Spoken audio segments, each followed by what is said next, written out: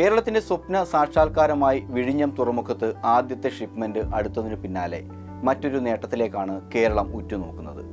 വിഴിഞ്ഞം, കൊച്ചി തുറമുഖങ്ങൾ കേന്ദ്രീകരിച്ച് ഹരിത ഹൈഡ്രജനും ഹരിത അമോണിയയും ഉൽപ്പാദിപ്പിക്കാൻ ഈ രംഗത്തെ പ്രമുഖ കമ്പനികൾ സംസ്ഥാന സർക്കാരിനെ സമീപിച്ചിരിക്കുകയാണ്. 72,760 കോടി മുതൽ മുടക്ക് വരുന്ന 4 പദ്ധതികളുമായാണ് കമ്പനികൾ സർക്കാരിനെ സമീപിച്ചിരിക്കുന്നത്. പെട്രോളിയം ഉൽപ്പന്നങ്ങൾ ലോകത്തെ സ്വാധീനിക്കുന്നത് വെറുമൊരു ഇന്ധനമായി മാത്രമല്ല. ഒരർത്ഥത്തിൽ ലോകത്തിന്റെ ഗതി വരെ നിശ്ചയിക്കുന്നത് പെട്രോളിയം ഉൽപ്പന്നങ്ങളാണ്. എന്നാൽ ഇത്തരത്തിൽ പെട്രോളിയത്തിന് എല്ലാം വിട്ടുകൊടുത്താൽ പ്രശ്നങ്ങൾ പലതാണ്. പുനരുപയോഗിക്കാൻ കഴിയാത്ത ഇന്ധനങ്ങളിൽ പെടുന്ന ഇവ എത്ര നാൾ ഉണ്ടാകുമെന്ന് നമുക്ക് പറയാനാകില്ല എന്നതാണ് ഇതിലൊന്ന്.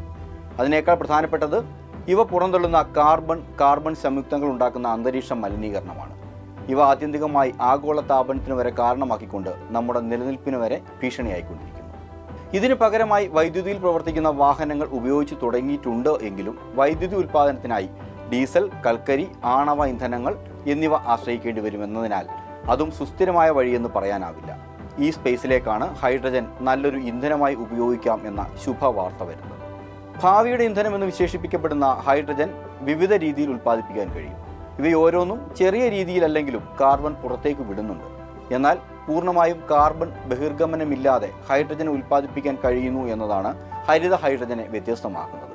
ജലത്തെ വിഘടിപ്പിച്ചുകൊണ്ട് ഹൈഡ്രജനും ഓക്സിജനുമാക്കി മാറ്റുന്ന പ്രക്രിയയ്ക്കുള്ള ഊർജം കാറ്റിൽ നിന്നോ സൗരോർജ്ജത്തിൽ നിന്നോ ലഭ്യമാകുമ്പോൾ ഒരു ഘട്ടത്തിലും കാർബൺ ബഹിർഗമനം ഉണ്ടാകുന്നില്ല. NH3 എന്നറിയപ്പെടുന്ന അമോണിയ നൈട്രജൻ ഹൈഡ്രജൻ അടിസ്ഥാനമാക്കിയ ഒരു രാസസംയുക്തമാണ്. അമോണിയ ഇപ്പോൾ പ്രകൃതിവാതകങ്ങളിൽ നിന്നുമാണ് ഉണ്ടാക്കുന്നത്. ആഗോളതലത്തിൽ ഏതാണ്ട് 185 മില്യൺ ടൺ അമോണിയയാണ് ഉൽപ്പാദിപ്പിക്കപ്പെടുന്നത്. ഓരോ ടൺ അമോണിയ ഉൽപ്പാദിപ്പിക്കുമ്പോഴും ഏകദേശം 2 ടൺ കാർബൺ ഡൈ ഓക്സൈഡ് കൂടെയാണ് ഉപോൽപ്പന്നമായി ഉണ്ടാകുന്നത്. ഇങ്ങനെ പരമ്പരാഗതമായി ഉൽപ്പാദിപ്പിക്കുന്ന അമോണിയയെ ഗ്രേ അമോണിയ എന്നാണ് വിളിക്കുന്നത്. എന്നാൽ അതിൽ നിന്നും വ്യത്യസ്തമായി ഹരിത അമോണിയ അതിൻ്റെ ഉൽപ്പാദന സമയത്ത് കാർബൺ ഡൈ ഓക്സൈഡ് പുറന്തള്ളുന്നില്ല. ഇത്തരം ഹരിത അമോണിയ ഉൽപ്പാദിപ്പിക്കുന്നതിനായി ആദ്യം ഹരിത ഹൈഡ്രജൻ ഉൽപ്പാദിപ്പിക്കേണ്ടതുണ്ട്. വൈദ്യുതോർജ്ജത്തിന്റെ സഹായത്തോടെ ജലത്തെ വിഘടിപ്പിച്ചുകൊണ്ട് ഹൈഡ്രജനും ഓക്സിജനുമാക്കി മാറ്റുകയാണ് ചെയ്യുന്നത്. ഇതിനായി വേണ്ട വൈദ്യുതിയും ഹരിത വഴിയിൽ തന്നെ ഉൽപ്പാദിപ്പിക്കുകയും വേണം. ഇങ്ങനെ ഉൽപ്പാദിപ്പിക്കപ്പെടുന്ന ഹൈഡ്രജൻ അന്തരീക്ഷത്തിലെ നൈട്രജനുമായി ചേർന്ന് ഉയർന്ന മർദ്ദത്തിൽ പ്രവർത്തിപ്പിച്ചാണ് അമോണിയ ഉൽപ്പാദിപ്പിക്കുന്നത്. ഇവിടെ ഇരുമ്പ് oxide, magnesium oxide, aluminium oxide എന്നീ രാസവസ്തുക്കൾ പ്രവർത്തനത്തെ ത്വരിതപ്പെടുത്താൻ ഉപയോഗിക്കുന്നു. ഈ പ്രവർത്തനത്തിന് ഹേബർ ബോഷ് പ്രവർത്തനമെന്നാണ് പറയുന്നത്. ഇതുവഴി നമുക്ക് ഹരിത അമോണിയ ഉൽപ്പാദിപ്പിക്കാൻ കഴിയുന്നു. അമോണിയ പ്രധാനമായും വളങ്ങൾ ഉണ്ടാക്കുവാനാണ് ഉപയോഗിക്കുന്നത്. കൂടാതെ nitric acid, synthetic fibre, dye, സ്ഫോടക വസ്തുക്കൾ എന്നിവ ഉണ്ടാക്കാനും അമോണിയ ഉപയോഗിക്കുന്നു. ഇനി ഹരിത ഹൈഡ്രജൻ എന്താണെന്ന് നോക്കാം. ഏറ്റവും ഭാരം കുറഞ്ഞതും പ്രപഞ്ചത്തിൽ കൂടുതലായി കാണപ്പെടുന്നതുമായ മൂലകമാണ് ഹൈഡ്രജൻ. സൂര്യൻ, മറ്റ് നക്ഷത്രങ്ങൾ, ജലം, സസ്യങ്ങൾ, ജന്തുക്കൾ എന്നിവയിലും ഹൈഡ്രജൻ അടങ്ങിയിരിക്കുന്നു. ഇലക്ട്രോലൈസർ എന്ന ഉപകരണത്തിൽ ജലവും വൈദ്യുതിയും പ്രവർത്തിപ്പിച്ചാണ് ഹരിത ഹൈഡ്രജൻ ഉൽപ്പാദിപ്പിക്കുന്നത്. ഹരിത ഹൈഡ്രജൻ നാളെയുടെ ഊർജ്ജ സ്രോതസ്സായാണ് കണക്കാക്കപ്പെടുന്നത്. പ്രധാനമായും വാഹനങ്ങളിൽ ഇന്ധനമായി ഉപയോഗിക്കാൻ കഴിയുന്നത് വഴി കാർബണിന്റെ ബഹിർഗമനം വലിയൊരളവിൽ കുറയ്ക്കുവാൻ കഴിയുമെന്നാണ് കണക്കാക്കുന്നത്. ആ ശ്രേണിയിലേക്കുള്ള വലിയ കുതിച്ചുചാട്ടമാണ് ഹൈഡ്രജൻ ബസ്സുകളുടെ വരവ്. കത്തിക്കുമ്പോഴും ഊർജ്ജം ഉൽപ്പാദിപ്പിക്കുമ്പോഴും 1% പോലും മലിനീകരണം ഉണ്ടാക്കുന്ന വാതകങ്ങൾ ഇവ പുറത്തു വിടുന്നില്ല എന്നതാണ് ഏറ്റവും പ്രധാനപ്പെട്ട കാര്യം. അതിനാൽ ഇവയെ ഒരു സുസ്ഥിര വാതകമായി കണക്കാക്കാം. മറ്റുള്ള ഇന്ധനങ്ങളെക്കാൾ ഹരിത ഹൈഡ്രജൻ സംഭരിക്കാൻ എളുപ്പമാണ്.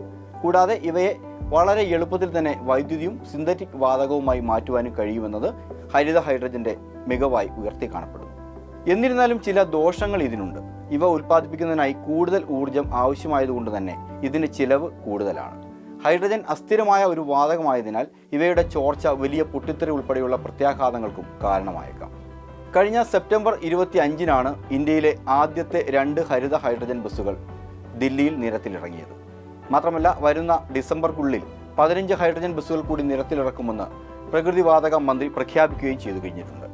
കാലാവസ്ഥാ വ്യതിയാനത്തിനും ആഗോള താപനത്തിനും കാരണമാകുന്ന ഫോസിൽ ഇന്ധനങ്ങളുടെ ഉപയോഗം കുറയ്ക്കുക എന്ന ലക്ഷ്യത്തിലൂന്നി ലോകമാകെ പ്രകൃതി സൗഹാർദ്ദപരമായ ഊർജ്ജ സ്രോതസ്സുകളെ പ്രോത്സാഹിപ്പിക്കുമ്പോൾ അതിലേക്കുള്ള ഏറ്റവും വലിയൊരു ചുവടുവെപ്പായി ഇതിനെ നമുക്ക് കണക്കാക്കാം. ഇലക്ട്രിക് വാഹനങ്ങൾ ഫോസിൽ ഇന്ധനങ്ങൾ ഉപയോഗിക്കുന്ന വാഹനങ്ങൾക്ക് പകരമായി ഉപയോഗിക്കാമെങ്കിലും ബസ്സുകൾ പോലെയുള്ള ഹെവി വാഹനങ്ങൾക്ക് ഇലക്ട്രിക് ഊർജ്ജം അഭികാമ്യമല്ല. എന്നാൽ ബസ്സുകൾക്കും മറ്റും ഹൈഡ്രജൻ ഇന്ധനം ഏറെ അനുയോജ്യകരമാണെന്ന് ഗവേഷണങ്ങൾ സൂചിപ്പിക്കുന്നു. ഹൈഡ്രജൻ ബസ്സുകളിൽ നിന്നും പുറത്തു വരുന്നത് നീരാവിയും താപവും മാത്രമാണെന്നതും മറ്റൊരു തരത്തിലും പുകയോ വാതകങ്ങളോ ഇല്ലെന്നതും ഇതിൻ്റെ പ്രാധാന്യം വർദ്ധിപ്പിക്കുന്നു. ഒരു ബസ്സിൽ ഘടിപ്പിച്ചിട്ടുള്ള 30 കിലോഗ്രാമിൻ്റെ 4 സിലിണ്ടറുകൾ ഉപയോഗിച്ച് 350 കിലോമീറ്റർ വരെ യാത്ര ചെയ്യാനാവും. ഫ്യൂവൽ സെൽ, ഹൈഡ്രജൻ സിലിണ്ടറുകൾ, ബാറ്ററി, മോട്ടോർ എന്നിവയാണ് ഹൈഡ്രജൻ ബസ്സിൻ്റെ പ്രധാന ഘടകങ്ങൾ.